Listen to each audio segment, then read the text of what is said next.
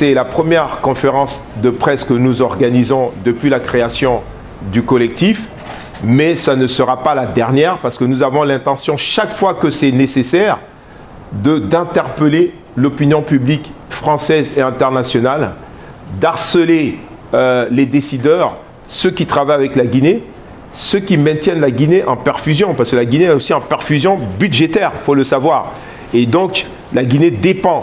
C'est facile pour eux de dire halte au retour de l'impérialisme à travers ce collectif. Ça n'amuse que les naïfs.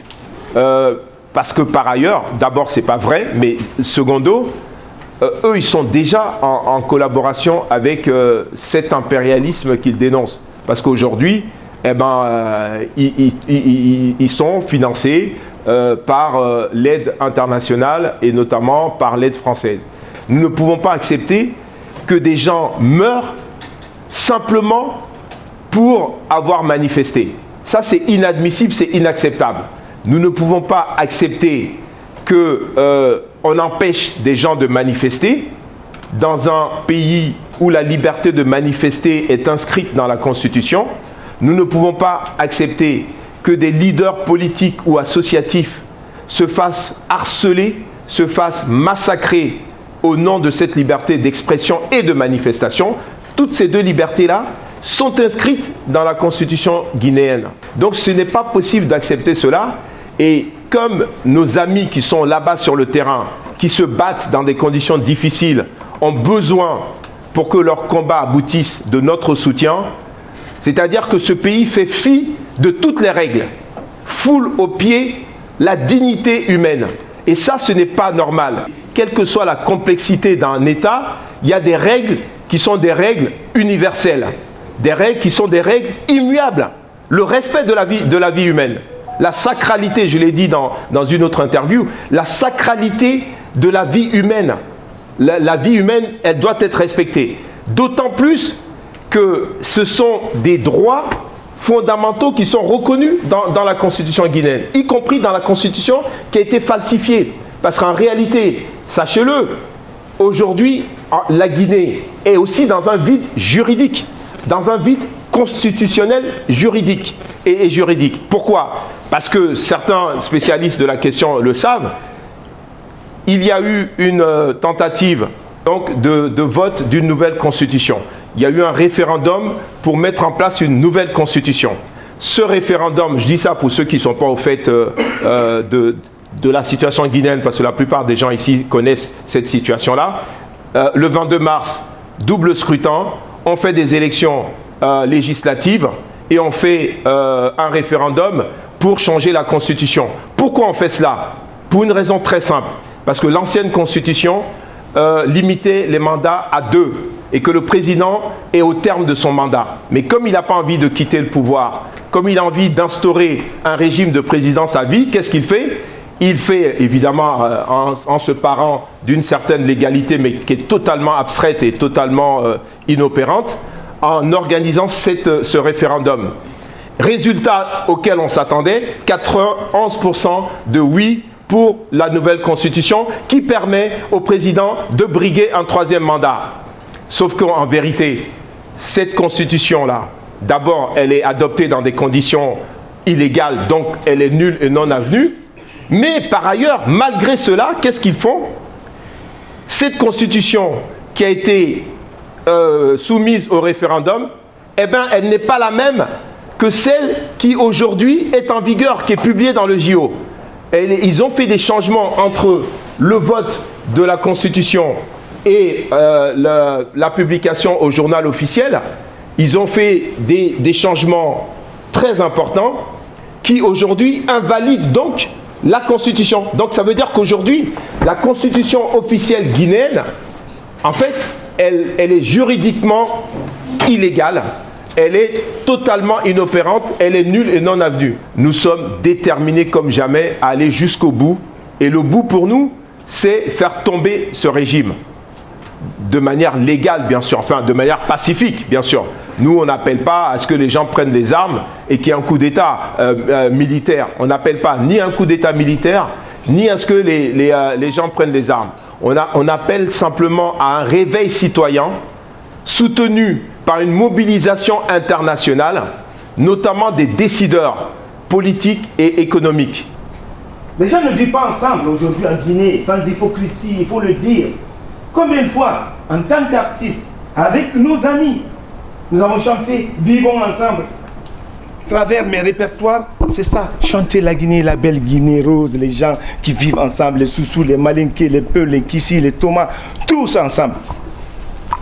Mais aujourd'hui, le vivre ensemble étant menacé, j'ai choisi de pouvoir intégrer le CTG afin de pouvoir davantage exprimer combien de fois j'ai le cœur meurtri et combien de fois aujourd'hui je condamne les tueries en Guinée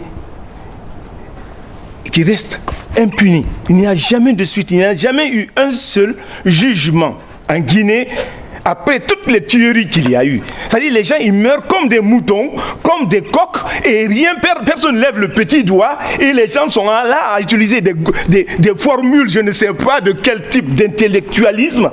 Tu vois, c'est écœurant, c'est révoltant. C'est révoltant. Ce qui se passe en Guinée depuis plusieurs mois n'est pas admissible, on pourrait dire depuis plusieurs années.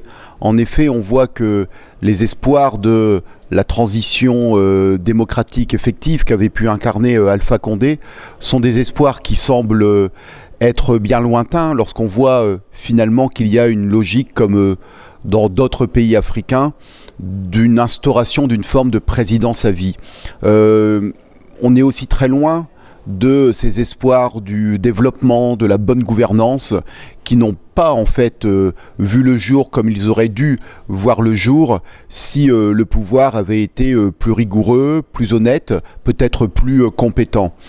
Et donc si je suis ici aujourd'hui avec le collectif pour la transition en Guinée, c'est parce qu'il me semble fondamental que nous soyons en soutien à tout ce qui peut favoriser la transition démocratique. Je pense que le peuple guinéen a le droit de pouvoir prendre son destin pleinement en main, que la Guinée est un pays riche de ses ressources naturelles évidemment, mais aussi riche de sa jeunesse, et que dans ce type de situation, il ne faut jamais laisser ses énergies, ses ressources humaines être gâchées, gaspillées. Tout le monde a le droit à un avenir, tout le monde a le droit de s'épanouir dans sa vie, et je pense que cela passe évidemment par une transition avec l'arrivée d'un pouvoir nouveau qui ne s'enferrerait pas dans une forme de mainmise sur les ressources, que ce soit des ressources politiques, médiatiques, minières,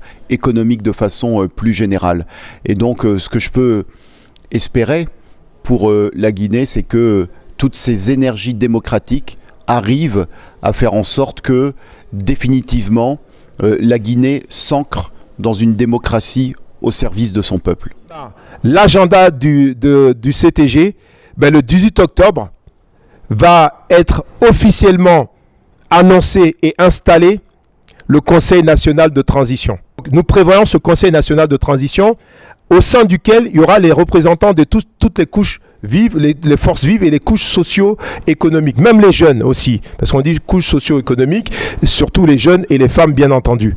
Même s'il y a 400 personnes, parce que pour l'instant nous pensons à 350 personnes au sein de ce Conseil national de la transition, il y aura donc notamment les anciens parlementaires, parce que parmi les parlementaires qui aujourd'hui ne sont plus députés, il y en a qui eux sont allés à la soupe pour toucher notamment l'argent, mais il y en a qui sont restés dignes. Ces gens-là, je pense qu'il serait important qu'ils soient dans le Conseil national de transition. Et ensuite, il y a aussi ce fameux gouvernement de transition, qui est le comité stratégique de la transition, qui lui va être un gouvernement d'experts, de techniciens, dans lequel évidemment on va faire appel à toutes les compétences de ce pays. Ce gouvernement aura un rôle important, c'est travailler, parce que c'est possible. Certains nous l'ont dit, certains experts nous ont dit que ce pays est tellement riche qu'on peut régler son problème en moins de 2 ans. le problème de la Guinée. Et je parle de problème économique et social aussi. Peut être réglé. La déperdition fiscale, la corruption, c'est des milliards de dollars. Donc si on arrive à bien gérer les ressources de ce pays, le pays peut être un des principaux, des plus développés en Afrique. Donc on va travailler avec ces gens-là qui, eux, vont être au cœur de ce gouvernement de transition. Évidemment, les partis qui aujourd'hui se battent pour la démocratie vont être consultés, associés, mais il y a un principe qui pour nous est fondamental.